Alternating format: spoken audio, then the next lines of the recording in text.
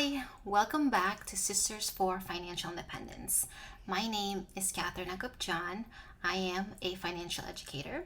And here at Sisters for Fi, we help you manage your money better so you can live a life of impact today and tomorrow. In this video, we are going to talk about teachers and retirement plans.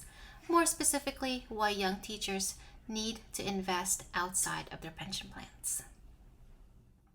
This video is meant as a primer to help you understand your pensions and why you need to save outside of your pension plan. I highly recommend reviewing the resources available in the description box to learn more about pensions, specifically your pensions and how it's calculated, and other investment options for you. For most teachers, a pension is the most common way to save for retirement. And as a teacher, it's good to understand the pension formula for your school district. It will vary based on when you joined your organization. And understanding the pension formula can really help you understand your future retirement income and perhaps what else you'll need to plan for so that you have enough in savings and investments when you retire. Now, pensions are what's considered a defined benefit plan in that it uses a formula to determine how much you will get as a benefit. If you are a young teacher, it's absolutely important to understand what this formula entails so you can plan accordingly. Unfortunately, most pension plans really favor those who have put in the greatest number of years. So this means teachers have been working for over 30 years or more will receive a significant pension payout when the time comes. As a new and young teacher, it's important to know what your vesting period will be, so you know the number of years you'll have to put in order to be eligible for a pension. Now, this is the typical pension formula. It will vary, again, per your organization, but it's good to understand how many years of service do you have to work in order to be eligible for a pension. It won't mean you get the full amount, but it kickstarts the process for when the pension clock will start for you.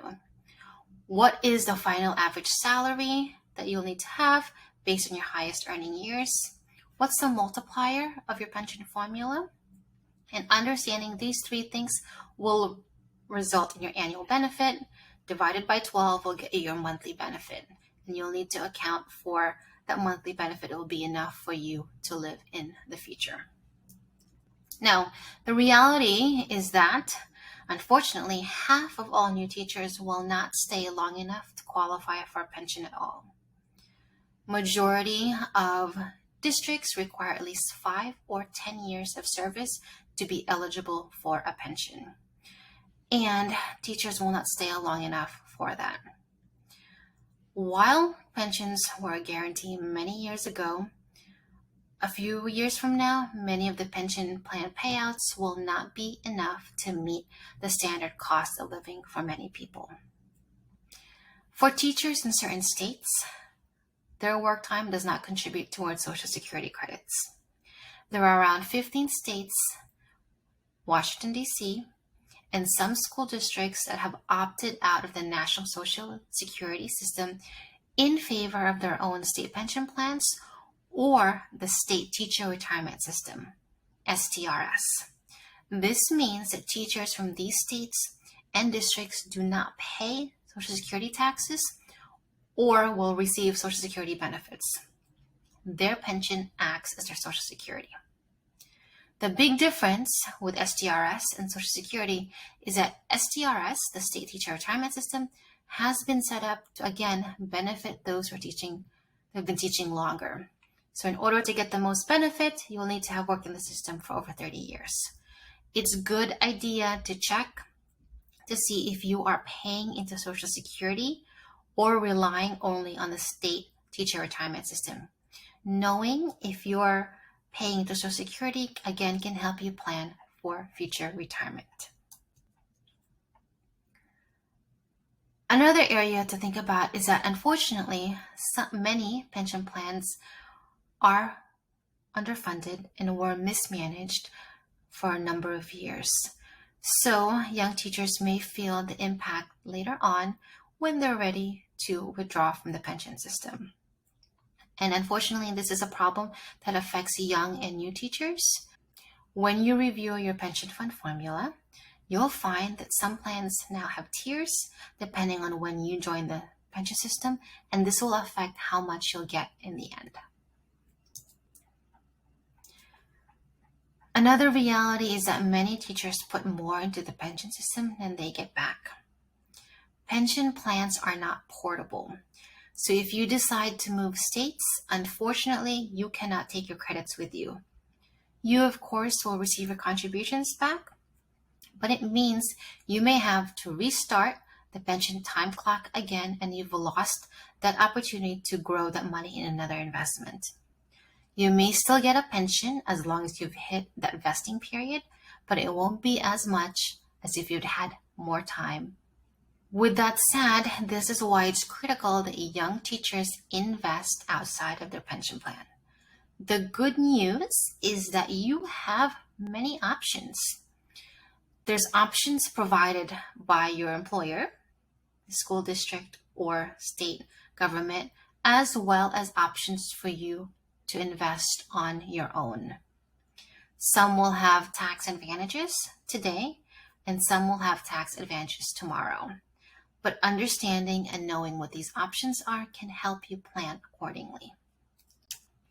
Your first option is called the 403B plan, and it is a tax-deferred retirement savings account provided by public educational institutions, certain nonprofits, and churches. If you're familiar with the 401k for private companies, it works in the same way. With the 403b, you contribute pre-tax money from your paycheck. Doing so allows you to reduce your taxable income today. The pre-tax contributions and their investment earnings will not be taxed until you withdraw the money. Typically, you can withdraw the money when you retire or at the age of 59 and a half years old. If you do end up withdrawing early, you will have to pay a 10% penalty if you withdraw before 59 and a half. But there are a number of exceptions should you need to access this money sooner. Your other option is a 457B plan. This one works very similarly to 403B. It's normally offered to state and government employees. There are two big advantages when it comes to the 457B plan. The first, it allows participants like you to double your retirement plan contributions if you are within 3 years of normal retirement age. It allows you to speed up those contributions to help you get your retirement goals there. And the second is that your 457B benefit become available when you no longer work for your employer. So you will have an option to withdraw from your 457B plan without penalty before 59 and a half years old. This plan can be good for those who are looking to retire early and want to bridge the gap before accessing pension or accessing another retirement source.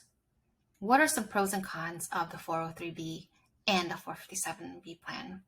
Good news is that some employers may offer both, and they can allow you to contribute to both plans. In 2021, you can contribute up to $19,500 to each plan. So combine that together, that's $39,000 that you can contribute to these retirement plans. If you're over 50, there is a specific contribution catch-up that you can also put in for it, and again allows you to increase more for retirement and super save your way to retirement. I mentioned before that a 457B plan, you can withdraw from the plan without penalty once you separate from the employer. And it's good to understand if you're a certain age, that some of these plans have special catch-up contributions to really supercharge your savings before you retire. Some cons, unfortunately, some of these plans have very limited investment options. And you want to be looking for the type of fees the investment options have. Many of the investment options within these plans have high fees, and high fees will eat up your earnings. So you need to be diligent about what you're investing in within these plans. When you invest within these two plans, you want to ask yourself a few questions. What fees will you pay? What type of penalties will you face? What kind of charges will you face if you change your investment choices, and how much will that be? And also understand, does the vendor make more money for selling me one product over another? This is unfortunately the reality of some of these plans, is that they're pushing certain products to you that cost more and result in a higher commission, but it actually does not help you in the end, because the fees are eating up your investments and it's not growing. So keep those in mind. Outside of the 403B and the 457 is an option for you to invest on your own, and that is through an IRA. An IRA is an individual retirement account. This investment vehicle sits outside of your employer and will generally have more investment options than a 403B. This can be a great option for those just starting out, as the contribution limits are small, around $6,000 for the year 2021. Within an IRA, you will have many more investment options, and you'll have access to low-cost index funds that can grow early in your career. And it's also a good option if you're not receiving a match from your employer. Another option for you to do is to invest outside of these tax advantage accounts and work towards just a regular brokerage. The good news about a brokerage account is that there's no contribution limits. You can contribute as much as you want, invest in a whole wide range of investment options. The downside is that when you do go to sell, you'll have to pay capital gains taxes. So it's good to understand what those rates are when you're ready to sell. And it's also good to understand what your investment options are, so you're making the right decisions.